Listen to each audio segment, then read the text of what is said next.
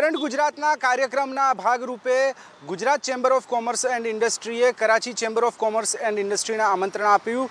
આ આમંત્રણને લઈને વિવાદ પણ શરૂ થયો છે અને સાથે જ આ જે આમંત્રણ છે તેમાં દેશ પહેલો કે ધંધો તે સવાલ પણ ઉઠી રહ્યો છે। ત્યારે ગુજરાત હાઈકોર્ટના વકીલો આ બાબતે પોતાનો શું મત રાખી રહ્યા છે, હાઈકોર્ટના વકીલો સાથે જ તેમનો મત જાણીશું। આપ શું કહેશો? જે રીતે Gujarat chamber of commerce and ઇન્ડસ્ટ્રીએ આમંત્રણ આપ્યું છે તે પ્રકારની રાજ્ય સરકારે ખુલાસો કર્યો છે। ચેમ્બર ઓફ કોમર્સ એન્ડ ઇન્ડસ્ટ્રીને Karachi chamber of commerce and ઇન્ડસ્ટ્રીને આમંત્રણ આપવું પડે તે પ્રકારની શું સ્થિતિ દેખાઈ રહી છે આપને, અને આ નિર્ણય જે છે આપની દ્રષ્ટિએ શું માનો છો? આ ખૂબ જ ગંભીર બાબત છે। આપણે જાણીએ છીએ કે ગુજરાત રાજ્યના મોટાભાગના આ પ્રકારના ઇન્સ્ટિટ્યૂટ હોય તે હવે ભાજપના કલરમાં રંગાઈ ગયા છે। પ્રશ્ન એ છે કે દેશ પહેલાં કે ધંધો? જ્યારે સર્જિકલ સ્ટ્રાઇકની વાતો કરવામાં આવે છે મોટી મોટી, જ્યારે આ લોકો સરહદ પર શાંતિનો ભંગ કરે છે, વારંવાર આપણા દેશના સૈનિકોને શહીદ બનાવી એ લોકોના માથા વાડીને લઈ જાય છે, જ્યારે આપણે સ્પોર્ટ્સની ટાઈ એની જોડે બંધ કરી છે, ત્યારે થોડા લોકોના ધંધાકીય લાભ માટે આ પ્રકારની ઘટના થાય એ વખોડી કાઢવા જેવી છે। તાત્કાલિક આ આમંત્રણ પાછું ખેંચી લેવું જોઈએ અને સખત શબ્દોમાં હું આને વખોડી કાઢું છું। આપ શું કહેશો? જે રીતનું આમંત્રણ છે અને ખાસ કરીને રાજ્ય સરકારે પણ એ સ્પષ્ટતા કરવી પડી છે કે સરકારે આમંત્રણ નથી આપ્યું, ચેમ્બર ઓફ કોમર્સ એન્ડ ઇન્ડસ્ટ્રીએ આપ્યું છે। 5 વર્ષમાં એવું ધંધા રોજગારમાં શું પરિવર્તન અથવા તો પરિસ્થિતિઓમાં શું પરિવર્તન આવ્યું? નરેન્દ્ર મોદી જ્યારે મુખ્યમંત્રી હતા ત્યારે પણ આ પ્રકારનું આમંત્રણ અપાયું હતું, ત્યારબાદ સૈનિકોના માથા વાઢવાની ઘટનાને લઈને આમંત્રણ પાછું ખેંચાયું હતું, ચેમ્બર ઓફ કોમર્સ એન્ડ ઇન્ડસ્ટ્રીને પાછી મોકલવામાં આવી હતી। અત્યારે શું બદલાવ તમને લાગી રહ્યો છે અને આ આમંત્રણને આપ કઈ રીતે જુઓ છો? આ આમંત્રણ ભલે નામ ગુજરાત ચેમ્બર ઓફ કોમર્સનું હોય, પણ એ જે સંસ્થામાં જે હોદ્દેદારો છે એ બધા પ્રો બીજેપી છે અને પ્રો ગવર્મેન્ટ છે।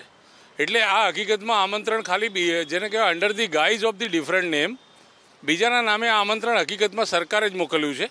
અને જ્યારે સર્જિકલ સ્ટ્રાઇક છે કે પેલું આપણે જે એરફોર્સ ઉપર જે પંજાબમાં જે હુમલો થયો હતો એ બધાની જે તપાસ બી જો ISI-વાળા કરતા હોય તો મને એવું લાગે છે કે આ કેન્દ્ર સરકાર અને રાજ્ય સરકાર એ લોકોની સેવા નથી કરી રહી, પણ કેટલાક ઉદ્યોગપતિઓના લાભો માટે અને દેશને એવી રીતે ચલાવે છે કે જાણે એ લોકો કોઈ પ્રાઇવેટ કંપની ચલાવતા હોય અને દેશના બધા કુદરતી રિસોર્સિસ છે એ બધા પ્રાઇવેટ માણસોને આપી દીધા। અને પાકિસ્તાનના કરાચીના જે એ લોકોને બોલાવવાનું જે કારણ મારી દ્રષ્ટિએ અત્યારે હાલમાં એવું છે કે ગુજરાતની અંદર અને પૂરા દેશની અંદર જે MSME જે છે એ ટોટલી સ્ક્રેપ થઈ ગયા છે અને એટલું એવું બતાવવા માંગે છે અને આ જે MSMEને નામે આ વખતે મોટા કોર્પોરેટ હાઉસીસને જ બોલાવવામાં આવે છે કે MSME-વાળા કોઈ આવા વાઇબ્રન્ટ ગુજરાત સમિટમાં આવવા તૈયાર જ નથી, કેમ કે એ લોકોનો ધંધો જ બંધ છે।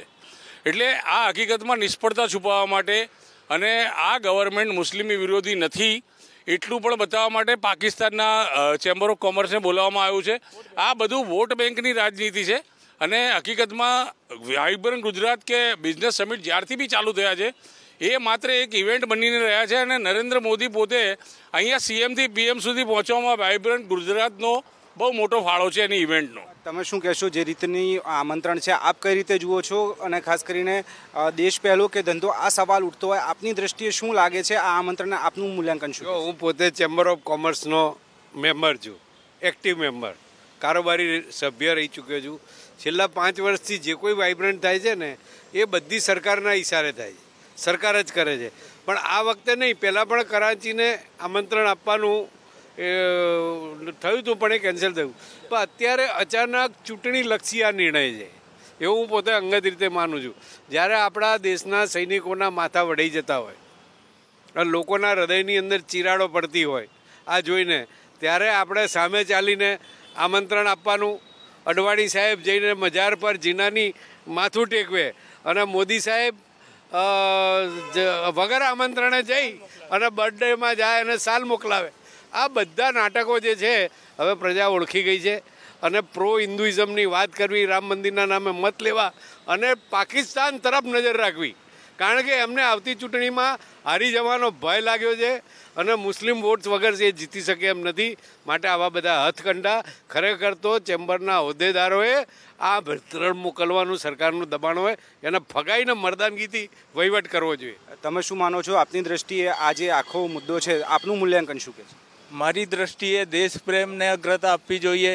East or west, India is the best, I love my India therefore I am telling that the love of country is the priority for every citizen of India.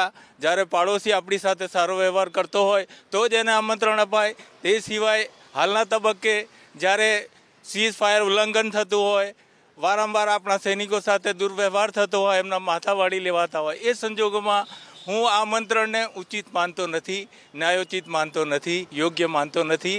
દેશ પ્રેમ દરેક ઇન્ડિયનને પોતાના દેશ સાથે એટલો બધો પ્રેમ છે કે આ સંજોગોમાં આ આમંત્રણને હું ઉચિત માનતો નથી. સારો વ્યવહાર ક્યાંક જે વકીલો છે તેમનો મત છે કે આ પ્રકારનું જ્યારે આમંત્રણ અપાયું, સરકારની સ્પષ્ટતા ગમે તે હોય, પરંતુ આ પ્રકારનું આમંત્રણ છે તે દેશ પહેલો તે વાત જ્યારે થતી હોય ત્યારે ધંધો હંમેશા બીજા તબક્કે આવે છે, પ્રાથમિકતામાં ન કહેવાય.